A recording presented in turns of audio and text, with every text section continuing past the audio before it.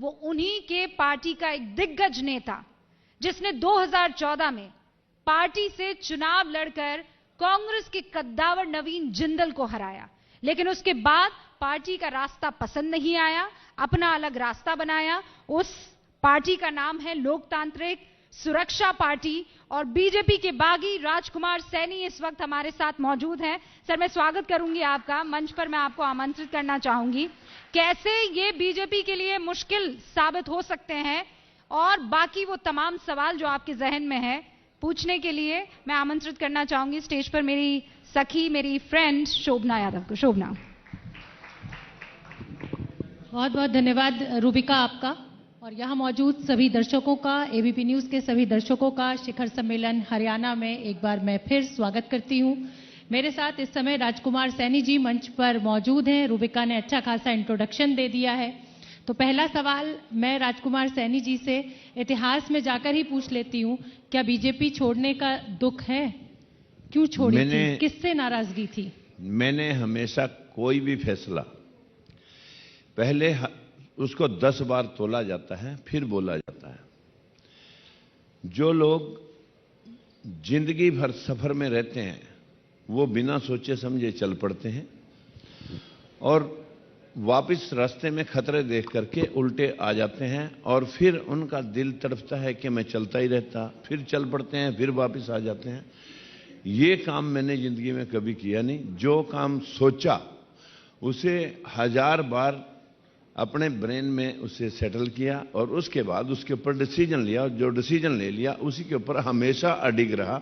और मुझे गांव की पंचायत के पंच से लेकर के मेंबर पार्लियामेंट तक के जितने चुनाव हिंदुस्तान की प्रजातंत्र व्यवस्था में हर चुनाव आपने लड़ा है, हर चुनाव लड़के छोटे जीता, से छोटा, पंचायत से लेकर और लोकसभा तक। वजह क्या थी? वजह क्या रही नाराजगी की बीजेपी से? मोदी के छत्रछाया में पार्टी इतना फ्लरिश कर रही है, आप चुनाव जीते, एक ऐसे चेहरे को आपने हराया जिसको हराना आसान नहीं था, नवीन जिंदल, बड़ा चेहरा हरियाणा से, फिर क्या वजह?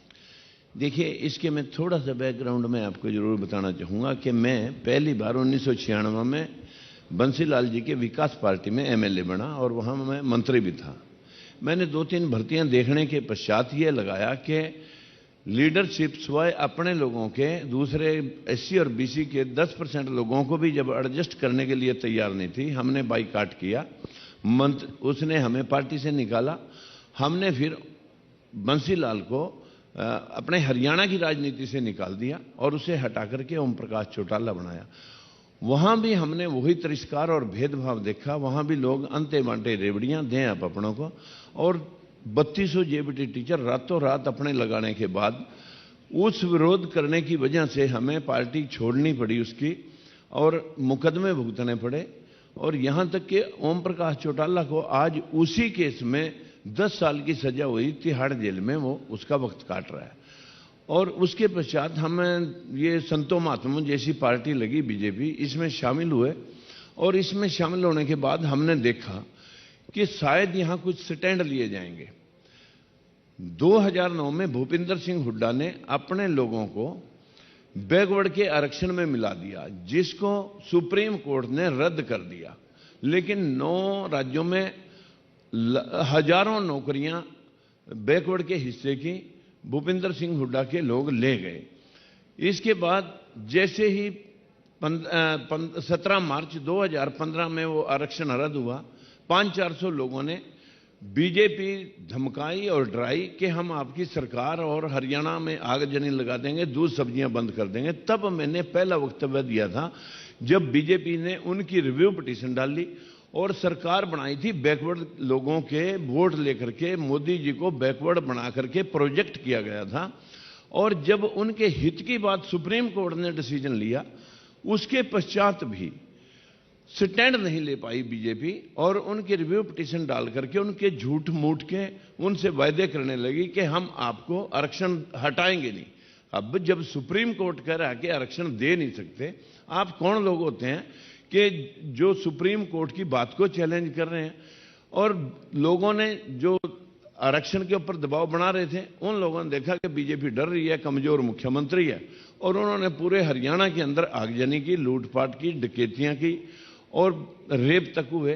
ऐसी परिस्थिति में जब पूरी बीजेपी जो लोग आगजनी कर रहे थे उनके सारे केस वापस लेकर के उनको एक एक सरकारी नौकरी और 15-15 लाख रुपए के मुआवजे दे गई। जो पुलिस की गोली से उनके लोग मरे, जो 17 लोग मरे बैकवर्ड क्लासेस के, उनको कुछ कोई नौकरी नहीं, कुछ मुआवजा नहीं।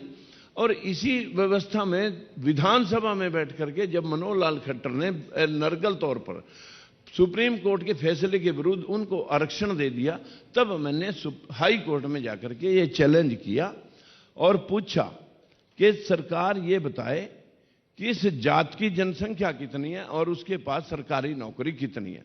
ये पेपर हरियाणा सरकार ने सबमिट कराए हाई कोर्ट में, और हाई कोर्ट में सबमिट कराने के बाद जैसे जैसे बीजेपी डरती गई, जैसे जैसे वो लोग डराते गए, जब बीजेपी ने उनको आरक्षण दे दिया विधानसभा में बैठ के, नौकरियां और मुआवजे दिए जिन लोगों ने प्रदेश में आगजनी की, उस दिन मैंने कह दिया था कि ऐसी मुर्दा पार्टी और ऐसे झूठे लोगों के बीच में अगर मैं राजनीतिक रोटियां सेकता रहूं और अपने लोगों का गला कटवाता रहूं, ये काम तो मैंने बंसीलाल और ओम प्रकाश चौटाला के टाइम में भी अपनी राजनीति की बलि दे करके अपने लोगों के हितों की हिफाजत की थी, और आज भी मैं अपने इस एससीबीसी के लोगों की हिफाजत कर रहा हूं। आप ये कह रहे हैं कि ओम प्रकाश चौटाला भी अच्छे नहीं, खट्टर भी अच्छे नहीं, जातिगत जो राजनीति आप कर रहे हैं दलित और ओबीसी की, उसको आप कह रहे हैं कि वो बेस्ट है? क्या वो समाज बांटने की कोशिश नहीं? एक भी शब्द अगर किसी जाति के आरोप में आक्षेप मेरा कोई साबित कर दे, मैं राजनीति छोड़ दूंगा।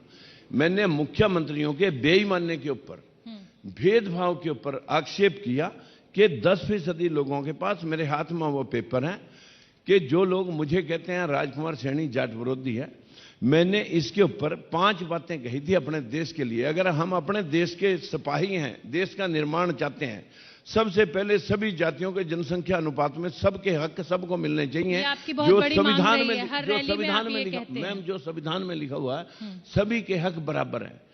और दूसरी बात कही थी कि जिन लोगों के हाथ में सत्ता रही उनके तो 15-15 लोग सत्ता में हैं एक एक घर से, और बाकी के लोगों का चपरासी तक जब नहीं लगा तब हमने उस विरोध का प्रदर्शन किया। आप कहते हैं कि बीजेपी दलित विरोधी है, ओबीसी विरोधी है, दलित और ओबीसी मिलकर अगर इनके अगेंस्ट जाएं, लेकिन उत्तर प्रदेश में आपने देखा कि सारा समीकरण बिगड़ गया जब बीएसपी और समाजवादी पार्टी एक साथ मिलकर आए, तो दलित और ओबीसी ने तो लेकिन मोदी को वोट दे दिया।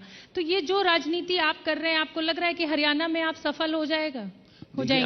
आपको ये मालूम होना चाहिए, जब लोकसभा के चुनाव पर लगे हुए थे तब पूरी जनता को कांग्रेस के झूठ, जो आज यहां भूपिंदर सिंह हुड्डा बोल के गए कि दलितों पिछड़ों के हम हिमायती थे, बीजेपी ने दलितों पिछड़ों के हितों की अनदेखी की। मैं हुड्डा साहब से पूछना चाहता हूं कि 10 साल आप थे, आपने ये 52% तो मंडल आयोग की रिपोर्ट किसने लागू करनी थी, लेकिन सुप्रीम कोर्ट का हक, सुप्रीम कोर्ट के द्वारा दिया गया आदेश भी आपने 11% के ऊपर सीमित कर दिया। ये मैं आपके सामने ले रहा हूं, इसको कैमरे से आप बड़े अच्छे से दिखा सकेंगे कि 52% ओबीसी आबादी आज तक 11.25% में, जब 2009 में हुड्डा साहब ने अपने लोगों को आरक्षण की लिस्ट में डाला था, तब ये 2011.23 11.25% हिस्सेदारी थी। आज 2019 में भी ये 12% हिस्सेदारी है।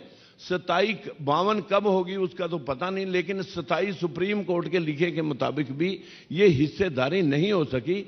10 साल हुड्डा राज कर गए, कांग्रेस ने 55 साल इन लोगों को, कांग्रेस का हाथ गरीब के साथ, लेकिन उनके गले के ऊपर दबा करके रखा, और आज बीजेपी भी उसी पैटर्न के ऊपर है। आप इस मंच से ये कह रहे हैं कि कांग्रेस ने भी गला दबाव राजनीति करी, दलितों का कोई भला नहीं किया। बीजेपी तो आप कहते ही हैं कि दलित और ओबीसी विरोधी है।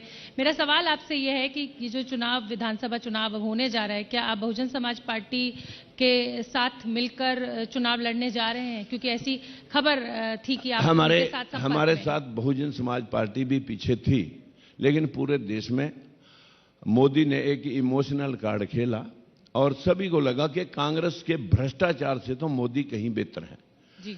इसलिए सभी ने वन साइड वोट डाला। लोग एमपीज के कैंडिडेट को गाली दे रहे और वोट मोदी को दे रहे, तो देश की एक तरफा मुहिम थी कि भाई मोदी इन सब से तो फिर भी अच्छा है। इस बात को लेकर के वोट पड़ा। लेकिन मैं मनोहर लाल खट्टर और मोदी जी से पूछना चाहता हूं, आपके इस मंच से पूछना चाहता हूं कि मोदी जी, आप बैकवर्ड बन करके अपनी जाति को 2-3-4 साल पहले जो है ना आपने ओबीसी में डाला, और आप ओबीसी के नेता बन करके हमारे सब पूरे देश के अंदर ओबीसी के नेताओं के आपने वोट लिए। आप सुप्रीम कोर्ट के फैसले को भी अगर इग्नोर करके उसको भी 27% वाले फैसले को भी आप लागू नहीं करना चाहते, हम आपसे क्या उम्मीद करें दलित और पिछड़े वर्ग के लोग, जो हम आज भी 11% के अंदर हैं। देखिए, हमारे देश के अंदर ओबीसी का कोई राजदूत नहीं जाता। हमारे देश में सैकड़ों रेजिमेंट हैं मिलिट्री में, एक भी रेजिमेंट दलित पिछड़े के किसी ऐसे क्षेत्राधिकार में नहीं है कि जहां उसके विशेष लोग लिए जाएं। हमारे देश में 40 विश्वविद्यालय हैं। उन विश्वविद्यालयों में आज तक 1 अप्रैल 2018 तक बैकवर्ड। मैम, एक मिनट सुनना पड़ेगा, रोकना बाद में, इसको सुनना पड़ेगा आपको। आप जो है ना, ये जनता के हित की बात है। 1 अप्रैल 2018 तक 40 विश्वविद्यालयों में एक भी बैकवर्ड का प्रोफेसर, एसोसिएट प्रोफेसर नहीं। से दलितों और ओबीसी की राजनीति करने की कोशिश कर रहे हैं। नहीं, मैं राजनीति में भेदभाव के खिलाफ एक जंग लड़ रहा हूं। भेदभाव में यहां तक हुआ कि 3,43,000 अफसर है हमारे सेंटर सरकार के, वहां हमारी गिनती, वहां ओबीसी की 6% हिस्सेदारी है। आपके ऊपर यही आरोप है राजकुमार सैनी जी, तमाम विपक्ष आपके ऊपर यही, जो सत्ता पक्ष है या जो कांग्रेस पार्टी है, जो भी लोग हैं, तमाम हरियाणा के बड़े नेता आपके ऊपर ये आरोप लगाते हैं कि आप अपनी हर रैली से, अपनी हर मीटिंग में जहर बोते हैं जाति का, और वही राजनीति आप करते हैं। हरियाणा के लोगों की, जो आप दलित और ओबीसी की जो राजनीति कर रहे हैं, वो उनके पक्ष में नहीं है, क्योंकि बीजेपी जो है वो सबका साथ सबका विकास की बात करती है। आपको बात सुननी पड़ेगी, और ये आप भी मान रहे हैं कि मोदी को वोट पड़ता है, आप एक मिनट इसका जवाब सुन लें। जो अगर कोई किसी को चोरी करता हुआ देख ले, हेरा फेरी करता हुआ देख ले, वो उसकी जान के दुश्मन बन जाते हैं, और वो उसको काटने के हर पैंतरा काटने के लिए उसके ऊपर आक्षेप लगाना शुरू करते हैं। जिन लोगों ने इस दलित और पिछड़े को 75% लोगों को संवैधानिक तौर पे 25% में पहुंचा दिया। बात मुझे ये नहीं कही कि मैं पीने के पानी की हरियाणा में समस्या को ठीक करने के लिए मेरी ये प्लानिंग है। मैं युवाओं, जो बेरोजगारी इतनी बढ़ी हुई है हरियाणा की सबसे बड़ी समस्या है, मैं उस पे मैम आप मुद्दे से भटकाने का कोशिश मत करें, मुद्दे को भटकाने की कोशिश मत करें। मैं आपको बता देना चाहता हूं, हमें पीने का पानी तब मिले जब हमारे हिस्से का रोजगार मिले। पीने के पानी के भाषण, आपको फ्री रोटी खिलाने के भाषण, आपको शिक्षा के भाषण, आपको रोजगार के भाषण, किसानों पे, मजदूरों पे, बेरोजगारों पे, दलितों पे और पिछड़ों पे सारे राजनीतिक दल जम करके भाषण दे रहे हैं। इन पांचों वर्गों की हालात क्या है? किसान की अपनी दिहाड़ी नहीं निकलती 50 रुपए की भी।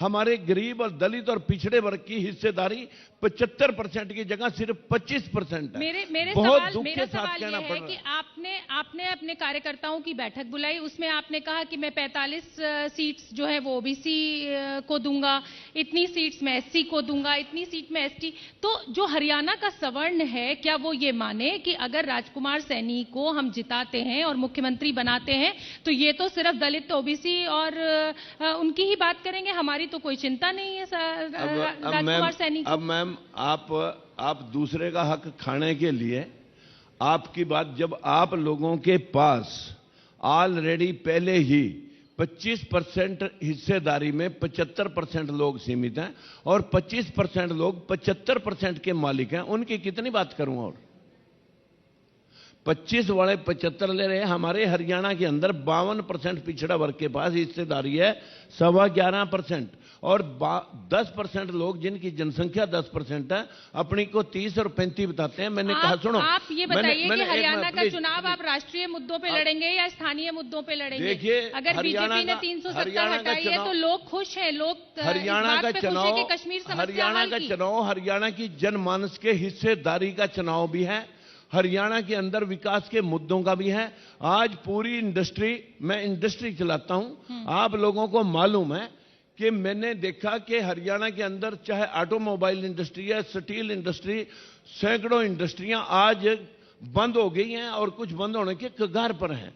आज बच्चे बेरोजगार हो रहे हैं, सरकार विकास का राग आलाप रही है, फूडिंग इंडस्ट्री बंद हो रही है, ऑटोमोबाइल इंडस्ट्री ठप होगी, स्टील इंडस्ट्री ठप होगी, पेपर इंडस्ट्री ठप होगी। ये विकास का राग आलापते जा रहे हैं, भाषण पे भाषण दे जा रहे हैं, हम सुनते जाएं। हमने गरीबों और दलितों के ऊपर भाषण 55 साल कांग्रेस के सुने, अब बीजेपी वालों के भाषण सुने। हमें भाषण नहीं सुनने, हमें लोगों को यह बताना कि हमारे साथ ठगी हुई, चोरी हुई, जब तक ये हमारा हक हमें नहीं मिलेगा तब तक कोई भी व्यक्ति, मेरे नजरिए से ये समाज को बांटने की कोशिश है। हाँ, जब हम अपना हक, जब हम अपने हक की बात करें तब समाज में बांटने की कोशिश होगी। अगर हम अपने हक की बात करें तब समाज को बांटने की बात, सबके विकास की बात करें। अगर आप सिर्फ दलित और ओबीसी की करेंगे या कोई दूसरी यानी पार्टी उसकी सिर्फ बात, सवर्णों की दलित बात करेगी पिछड़े तो की ये बात ठीक नहीं नहीं करनी, भाषण सुने लोगों का। दलितों, आपने कभी कोई अपर कास्ट के ऊपर भाषण सुना?